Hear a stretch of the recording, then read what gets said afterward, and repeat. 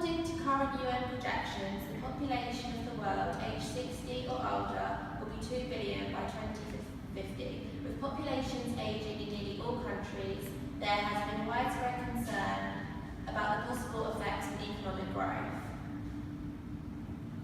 and on the ability of countries to provide support for their elderly populations. The US is one of the most developed countries in the world. The aging population in the US is over 65 years, therefore showing how the business environment is mainly catering for the older generation. For example, the pharmaceutical business is one of the biggest businesses in the US compared to Africa, where the largest trade would be farming and harvesting. This is because they are less economically developed than the US, and the aging population is different. This shows that different generations have different needs and wants, and this affects the business within the country. In 2015, the US spent $3.2 trillion, which is converted to $9,990 per person, on healthcare. This was a 5.8% increase from 2014. The increase correlates to the aging population. As the older a person gets, the likelihood that they will need an increase in health treatment increases. Following this globalization could benefit from an increase, could possibly mean more chance of trading with other countries for more pharmaceuticals or a wider range of pharmaceuticals. The countries trading with the US would therefore open up connections with the globe and can potentially increase other countries to trade with pharmaceuticals. Another growing business in America is the healthcare work sector.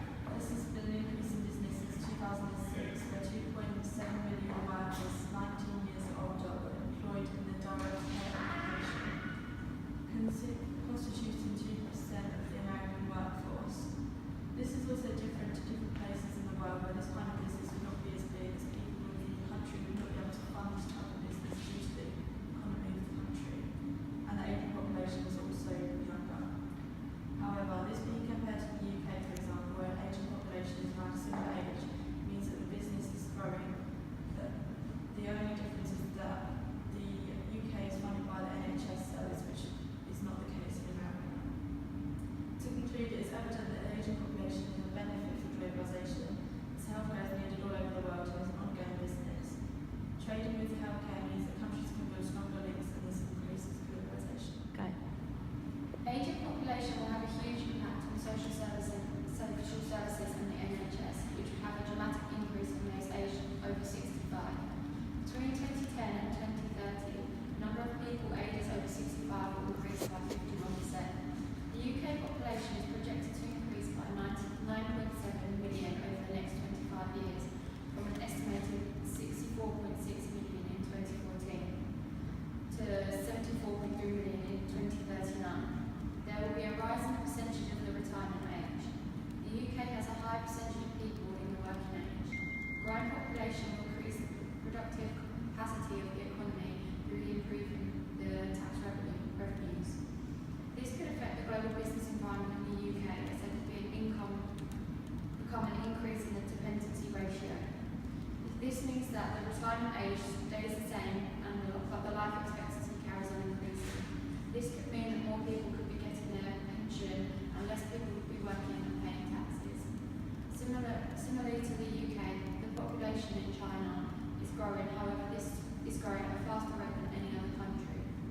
In China, their one-child policy joined with improvements in healthcare, there has been a contribution to an increase in life expectancy. However, unlike the UK, there has been a decrease in China's birth rate. Unlike the UK, China have a one-child policy, meaning that they are having fewer children, which means that the aging population is increasing more rapidly than the UK. Similarly, the UK and China have become to face an aging population. However, it shows that the UK will have a larger aging population of 65 and over compared to China up until 2030, which means that China's aging population is set to expand and the percentage will increase, leaving them with a higher aging population to the UK. Aside from MEDCs and countries with strong global economic importance, such as China, it's also important to consider the effects of LADC countries, such as the Gambia. Gambia is one of the most prominent and upcoming economies in sub-Saharan Africa. Typically, it has a young population with only 7.56% over 55. However,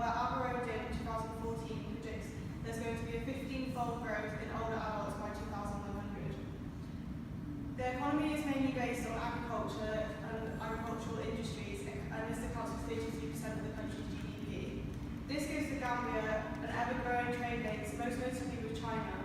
OCE in 2014 reported that China imports $41.7 million in the Gambia's crops.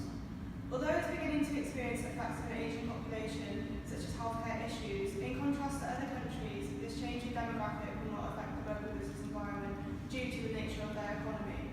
Collier and Gunning in 1998 described countries within sub-Saharan Africa as high risk due to their political and economic instabilities. This therefore means that MNEs refuse to invest, and if no MNEs invest, Gambia doesn't participate in globalisation, consequently having little power or influence on other countries' economies, especially considering the nature of the products they produce and trade, which is mainly crops. This opposes Heidemeyer and Stallings' findings that an aging population has an adverse effect on the global business environment. It can be said that it all depends on the nature of the economy involved, as those who trade in technology or manufacturing are more likely to have a strong international influence. An aging population will affect their industries more than countries such as the Gambia, who mainly use their industry to sustain themselves. In summary, although the Gambia is starting to experience an aging population, it ultimately has little, if none, effect on the global business environment, especially in contrast to other countries who have different manufacturing or technology industries such as China. China is a prime example of a country with a large population. In fact, it has the largest population out of the chosen countries. China is rapidly getting older, unlike Gambia, which predominantly has a younger population, with only 6% of the population being over 55. 3 decades ago, China's population was over 65. Today, 9% of the population are over that age. These are the key reasons for the rapid aging. Economic growth has been associated with increased average life expectancy from 68 in 1981 to 74 today. The generation of baby boomers, those born in the 1950s and the 1960s, have started to join the older population, and the political impact of the one-child policy. This has resulted in a low fertility rate, therefore increasing the population of the elderly. They may have more disposable income, and they are passing less of it on to their children, therefore. This helps boost China's GDP. However, Gambia, on the other hand, has a greater amount of political and economic factors which affect its business environment in comparison to China. A lot of places, for example, refuse to invest, whereas many countries trade with China. In China today, there are 7.6 workers for every 1 retiree, but by 2050, according to the United Nations demographic forecast, each retiree will be supported by only 2.1 people in the workforce. The increasing senior population has created a new growth market for institution-based elderly care.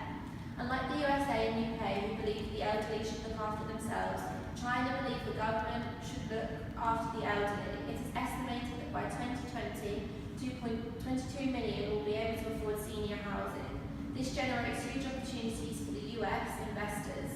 In the late August, Premier Li Keqiang stated that China would relax restrictions on the market entry and encourage overseas capital to invest in China's healthcare industry, including elderly care. This has a benefit therefore for other countries such as the USA. They have also decided to extend the country's retirement age this year to address the labour pool shortage. Unlike Gambia, China has focused on developing the care for its elderly rather than prioritising the economic development. More than half of the country's 1.37 million have fled to farm work rather than the cities over the past decade. As part of the government's plan to urbanise the country and boost economic growth, leaders say they want 60% of the country living in cities by 2020. China will also face issues financially in regards to pensions, so the elderly has social security. China will face numerous choices. The population of Australia is aging and is predicted to continue to age, as is seen in the data from Figure 1, which shows that between 1950 and 2013, the percentage of Australian citizens aged 65 and over has increased from roughly 7% to 15%. Figure 3 shows that death rates in the population between ages 65 and 84 years has decreased in the last century for both males and females. This is a result of better healthcare and thus increased life expectancy. So how does this affect Australia? What are the implications? One of the major consequences of population aging is the reduction in the ratio between the population in the working age groups, which are 15 to 64 years, and the population that is 65 years and older, also known as the potential support ratio. A lower PSR means that it's more difficult for the working age population to support the needs of the older retired population. Retired citizens cost the government money. This is because the government has to invest and spend more in healthcare for the elderly, while also receiving less in taxes from the elderly. In contrast, working age citizens make money for the government through taxes. Kending et al. 2016 state that on average, a 78-year-old costs the government $24,000 a year, whereas the average 43-year-old benefits the government $15,000. This is further illustrated in Figure 6. So overall, the population continues to age. It becomes increasingly dependent, causing an increase in government expenditure. This may reduce expenditure into other areas such as education and the travel sector, which would negatively affect business. So what's being done now? One significant factor that's helping to negate the negative effects of the aging population in Australia is the high migration of relatively young people into Australia. This balances out the ratio of the working age people to older people. They also help to boost tax received by the government and make a positive social contribution. GDP is the product of the employment to population ratio and output per worker. If the population ratio falls because of an aging population, GDP will also fall. In Australia, the employment to population ratio rises with increases in migration, causing an increase in the growth rate of GDP per capita. However, if the migration levels fall off, this would cause a decrease